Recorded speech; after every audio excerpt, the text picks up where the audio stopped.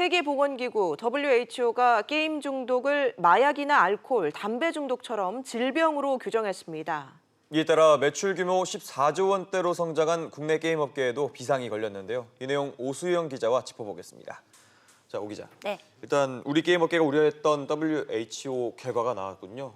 네, 그렇습니다. 현지 시간 25일 스위스 제네바에서 열린 제72차 총회에서 게임 중독을 게임 사용 장애로 규정한 국제질병표준분류기준안이 통과됐습니다. 예. 게임을 자주 한다거나 좋아한다 이런 정도까지 게임 중독으로 보는 건 아닙니다. 다른 생활보다 게임을 우선시하고 일상에 차질이 생겨도 게임을 계속하거나 심지어 더하고 이런 증상이 1년 동안 지속될 경우 게임 중독으로 규정됩니다.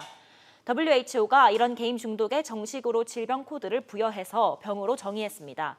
총회 폐막일인 오는 28일 최종 발표가 되면 유예 기간을 거쳐서 2022년부터 적용될 예정입니다. 네, 게임 중독을 질병으로 정의하는 이유는 뭔가요?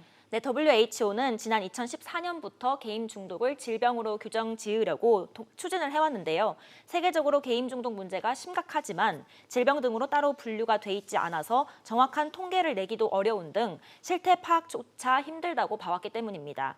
홍콩대 연구에 따르면 게임을 포함한 인터넷 중독 인구가 2014년 기준으로 세계 인구의 6%인 4억 2천만 명으로 추산됐습니다.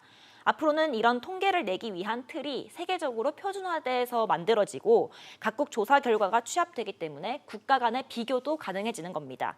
게임 중독 관련 보건 통계가 발표되면 예방과 치료를 위한 예산 배정도 할 수 있게 됩니다. 네, 이렇게 되면 게임 업계는 타격을 입을 수밖에 없겠군요. 네, 국내 게임 업계는 이번 WHO 결정이 향후 미칠 파장에 대해서 촉각을 곤두세우고 있는데요. 예. 국내 게임 업계에 이미 적용되고 있는 규제가 많기 때문에 게임 산업 전반이 침체될 가능성이 제기되고 있습니다. 우리나라는 이미 국가 차원에서 게임 등급을 관리하고 청소년 접속 제한을 실시 중인 데다가 성인에게도 온라인 게임 월 결제 한도에 제한을 두는 등 규제가 강한 상황입니다. 이덕주 서울대 교수팀은 2023년부터 3년간 국내 게임 산업의 경제적 손실이 11조 원 이상이 될 거라고 예측했는데요. 국내 게임 업계 매출은 연 13조 원에서 14조 원 규모입니다. 예. 그래서 국내 게임 업계는 WHO의 이번 결정을 추가적인 악재로 보고 게임 질병 코드 도입 반대를 위한 공동대책준비위원회를 꾸려서 오는 29일 국회에서 출범식과 기자회견을 여는 등 반대 행동을 본격화할 계획입니다. NC소프트와 네오위즈 등 게임 업체는 온라인상에서 이미 반대 운동을 이어가고 있습니다. 네, 의료계나 학계 반응은 어떻습니까? 네, 정신건강의학계나 전문계 뇌과학자들은 게임 중독을 정신질환으로 보는데 동의하고 있습니다. 다만 정확한 기준 마련이 필요하다는 목소리가 나오는데요.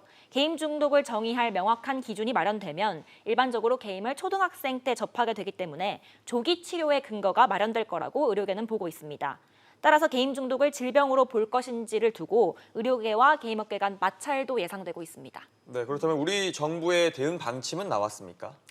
네, 정부는 WHO가 게임 중독을 질병으로 규정하더라도 그 결정을 받아들일지 말지 여부를 각국 정부가 결정을 하게 되는데요. 우리 정부는 WHO 이번 결정으로 갑자기 규제에 들어간다든가 하는 급격한 변화는 없을 거라는 입장입니다. 예. 보건복지부는 다음 달 중으로 관계부처와 법조계, 또 게임업계와 의료계 관계자들로 구성된 협의체를 마련해서 게임 중독의 한국 표준 질병 사인 코드, 즉 KCD 등록 문제를 논의할 예정입니다. WHO의 게임 중독 질병 등록이 2022년 1월부터 발효될 예정이기 때문에 KCD의 개정 주기가 5년이라는 점을 감안하면 우리나라에서 게임 중독이 질병으로 인정될 시기는 오는 2026년쯤 됩니다. 네, 알겠습니다. 오 기자 얘기 잘 들었습니다.